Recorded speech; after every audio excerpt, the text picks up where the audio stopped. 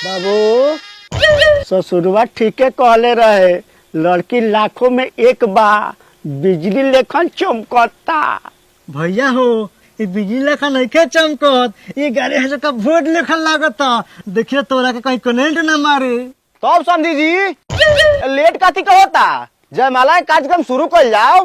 हाँ समझे जी, पहले हमरा बढ़िया चाय के नाश्ता पानी कराई, ओकरा बाद में जयमाला हुई। ओ बाबू नाश्ता पानी का फेर में मत पड़ो, पहले जयमाला कराओ। ना ना दामाद जी, इतना कमजोर पार्टी नहीं की हम। ए धनेश्वर ले आ फोफी, पहले बरतिया सके घोपी।